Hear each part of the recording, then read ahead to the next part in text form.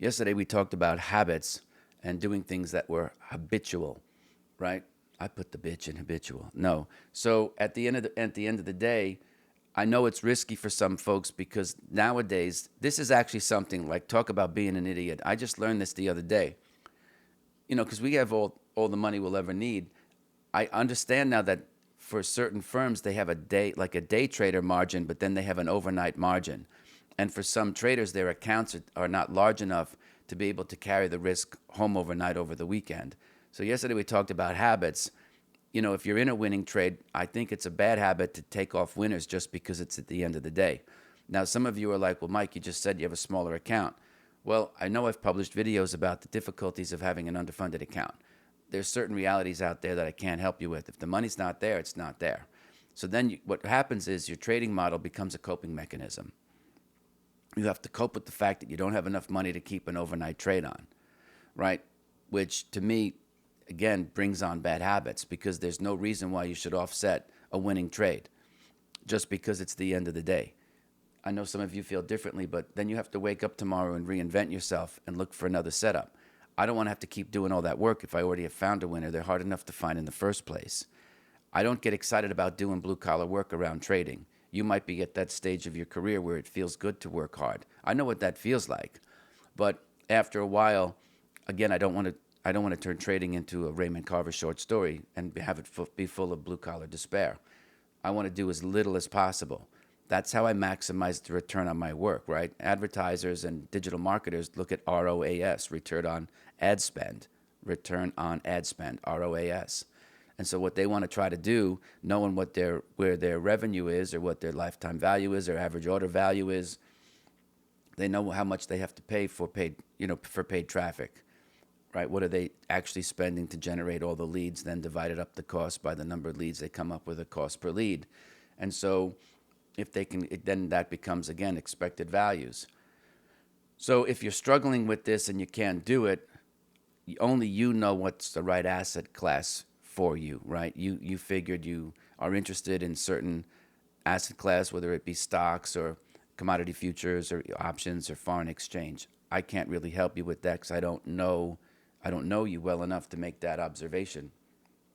I know what I got good at, so I kind of stuck with what I was good at.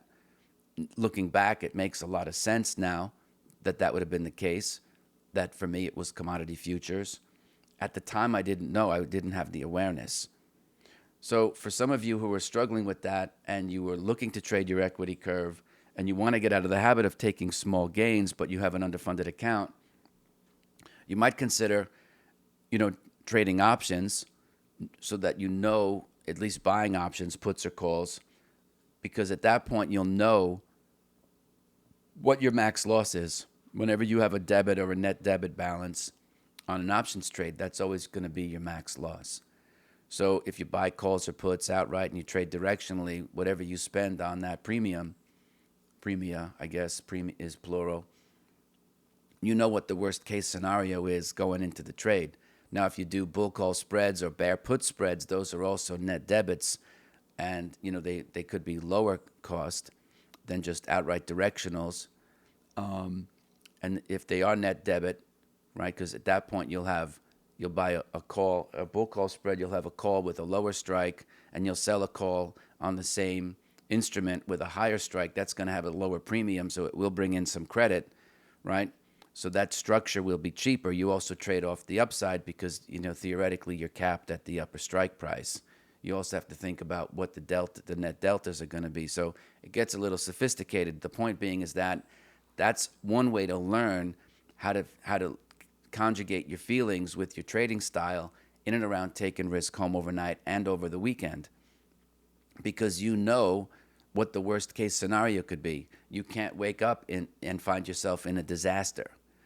So as a little coaching tip, you might find that that's something that's digestible for you. If you bought, I don't know, look at SPY calls that go out 2 weeks, have a premium of $1. You risk $100. I don't know what your account balance is. You'll have to think of it as a percentage of your overall capital. Obviously, you want it to be probably 0.5% or lower.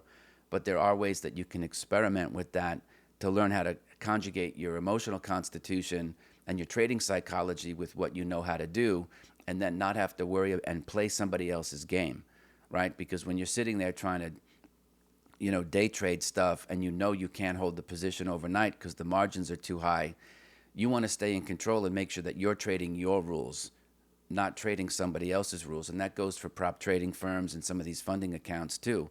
Like, you don't want to adopt somebody else's behavior. You're going to be excellent becoming your own person and executing your own behavior. That's my 2 cents on it. You like this video? Check out this one.